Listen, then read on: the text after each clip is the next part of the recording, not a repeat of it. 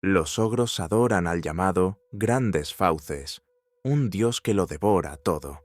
Sus relaciones con esta deidad no se basan únicamente en la devoción, sino también en el miedo, ya que las Grandes Fauces provocaron casi la destrucción total de la raza ogra. Los ogros, originalmente, no son nativos de las montañas de los lamentos, sino que provienen de unas tierras más al este, en la frontera del Imperio Oriental de Cathay. En ese lugar la raza de los ogros vivió en un estado primitivo durante años, sin temerle a nada y alimentándose de todo lo que se encontraba a su paso. Luego llegó la catástrofe que terminó con 2/3 de la raza ogra y cambió el destino de los supervivientes para siempre. Algunos estudiosos creen que el desastre que cayó sobre los ogros vienen del descontento de los dioses del caos. Otros opinan que los ogros estuvieron cebándose durante demasiado tiempo de las gentes del Imperio Catayano y que los astromantes de estas tierras se tomaron una merecida venganza. Sea como fuere, lo que resulta incontestable es que un enorme meteoro de piedra bruja, de un tamaño nunca visto, impactó en las tierras de los ogros, aniquilando a la mayor parte de la raza en un instante. Tras la destrucción de sus antaño fértiles tierras, las tribus supervivientes se vieron presas del hambre y empezaron a devorarse unas a otras.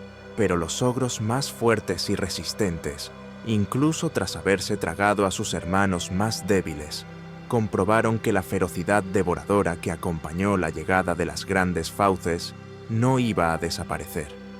Así que la mayoría de los ogros supervivientes se vieron obligados a migrar hacia las montañas de los lamentos en busca de nuevas tierras y fuentes de alimento. Sin embargo, una de las leyendas más antiguas de los ogros relata que Grod Undedosolo lideró a su tribu a aquel funesto desierto con la intención de ofrecer un sacrificio a este nuevo y poderoso dios. Lo que allí se encontró se ha representado posteriormente en miles de placas y estandartes, y ha quedado inscrito para siempre en los anales de la raza ogra.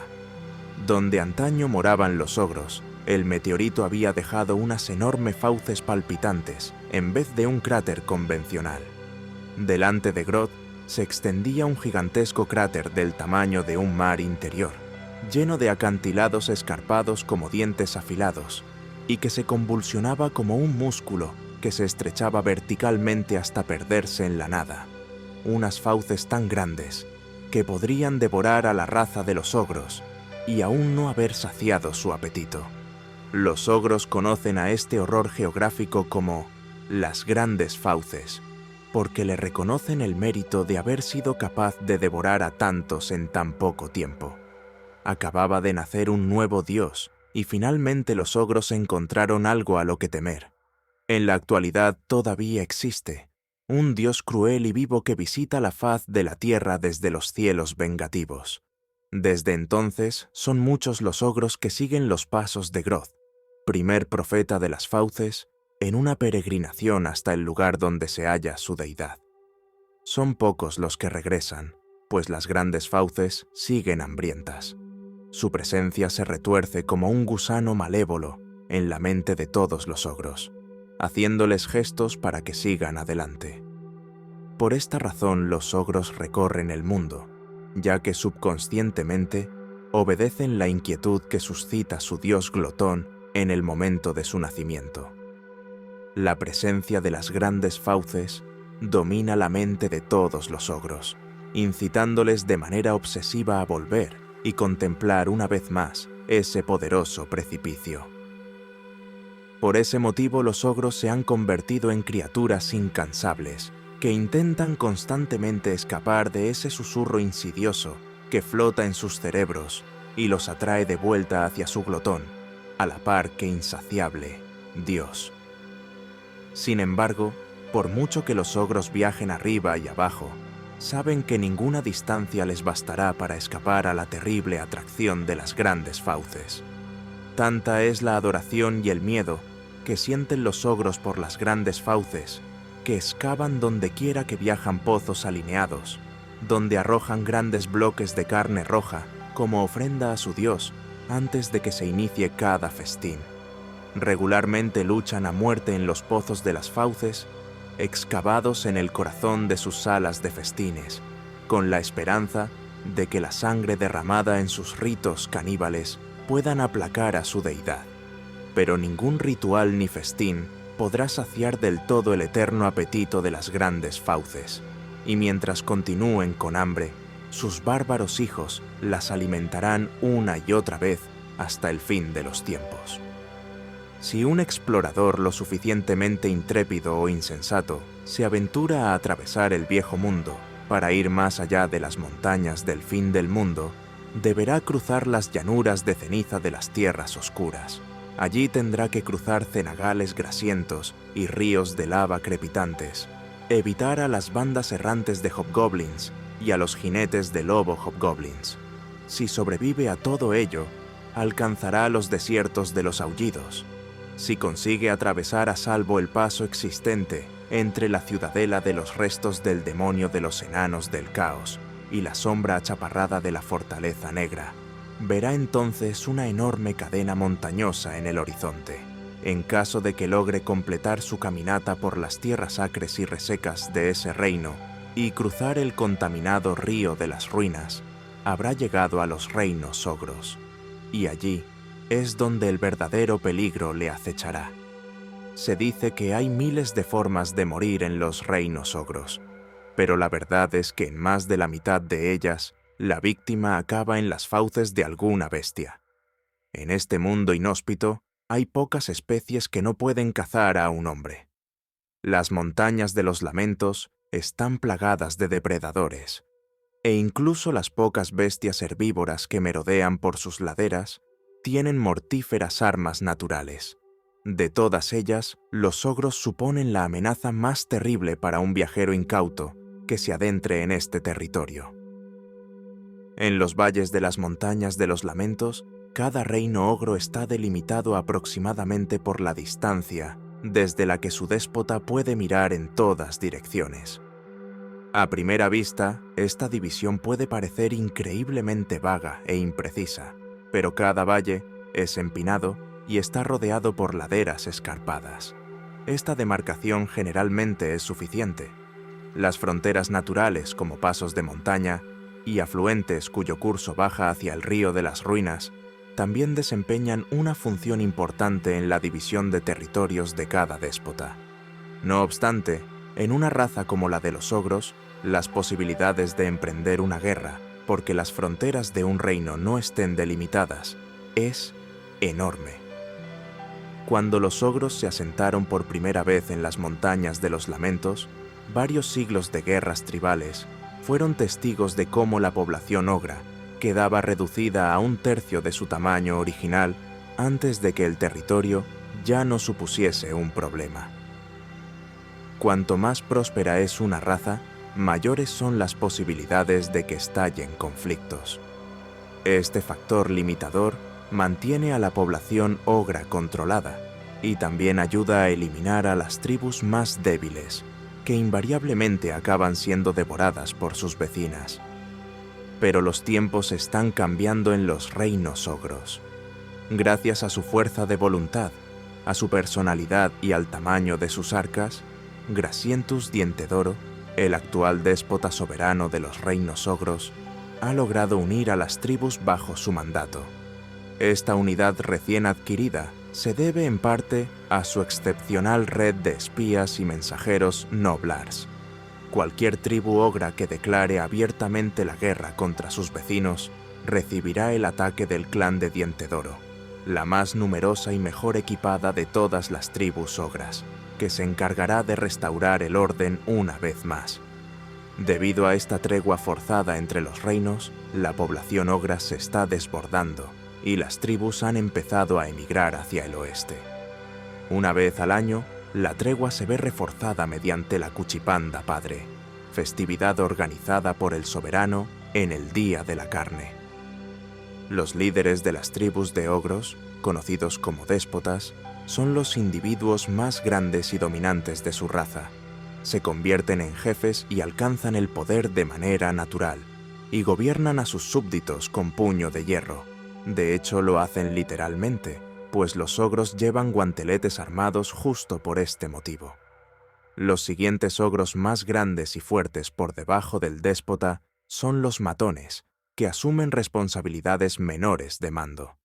Los ogros suelen tratar la disensión dentro de una misma tribu, o fuera de ella, ya que estamos, con arranques de la más súbita y predecible violencia, y cualquiera que cuestione las decisiones del déspota deberá estar preparado para luchar contra él en un duelo a muerte. Antes de iniciar dicho combate, cada ogro se quitará su protegetripas, lo cual es un gesto de lo más ominoso, pues se espera que el vencedor devore las entrañas del perdedor. Tradicionalmente, los ogros se refieren a esto como un duelo de tripas al aire. La ascensión hasta el cargo de déspota no es hereditaria. Todo lo que un ogro tendrá que hacer para conseguir el puesto será derrotar al déspota que haya en ese momento. No obstante, dado que los más poderosos ogros suelen engendrar a retoños igualmente fuertes y resistentes, los duelos más peligrosos a los que suele hacer frente un déspota acostumbran a venir de su propia progenie.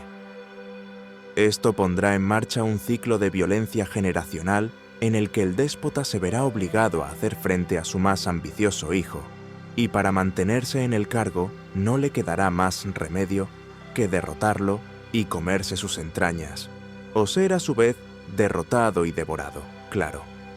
Los ogros encuentran este comportamiento como absolutamente normal, y suelen hablar con orgullo de cualquier familiar que se haya batido con esmero y haya dado un buen espectáculo en uno de estos duelos. Los ogros han vivido en tribus desde sus primeros días en las planicies. Este tipo de organización social en bandas les permite tomar lo que quieran, ya sea al cazar o durante las batallas, ya que pocos oponentes son capaces de resistir el acoso de una pesada muralla de ogros a la carga.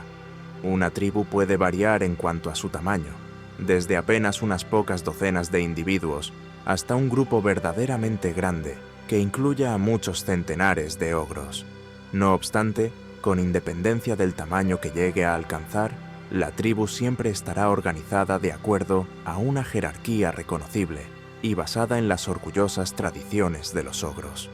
A fin de asegurar que la tribu se mantenga fuerte, cualquier retoño de ogro que parezca demasiado débil o desgarbado será arrojado a alguna profunda cueva, como ofrenda a las grandes fauces. Es una medida brutal, pero también práctica, pues los ogros requieren un montón de comida, y al fin y al cabo solo aquellos lo bastante fuertes como para cazar o luchar serán capaces de sobrevivir. Los reinos ogros están formados por centenares de tribus diferentes, cada una de ellas con sus propias peculiaridades y su violenta reputación. Siendo como son los ogros criaturas tan bruscas y directas, los nombres de sus tribus a menudo reflejan sus rasgos tribales más evidentes.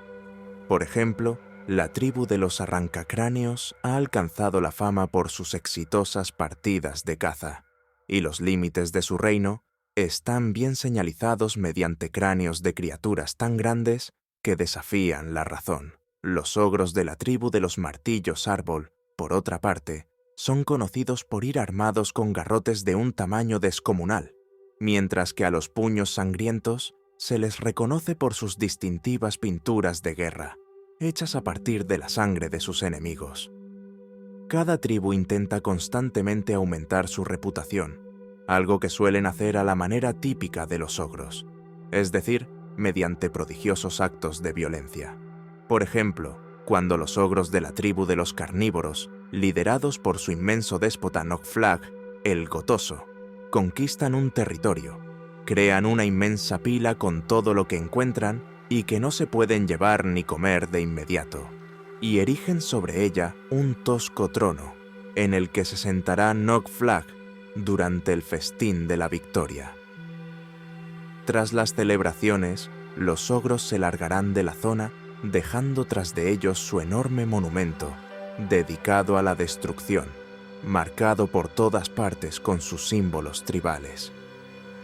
Cuando los carnívoros abandonaron las montañas de los lamentos, seguir su ruta era de lo más sencillo, ya que en todas las aldeas, fortalezas, guaridas y bastiones por los que pasaban quedaban aquellas gigantescas pilas de objetos.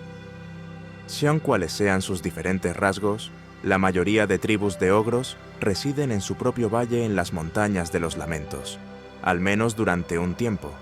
Los ogros rara vez pasan demasiado tiempo en una misma localización, debido a una combinación de su ansia por recorrer mundo, su ascendencia nómada y la percepción general que tienen de que una vida sedentaria provocaría la ira de su terrible dios. Aunque nunca lo digan en voz alta, los ogros creen que, si te quedas en el mismo sitio demasiado tiempo, el cielo te caerá encima.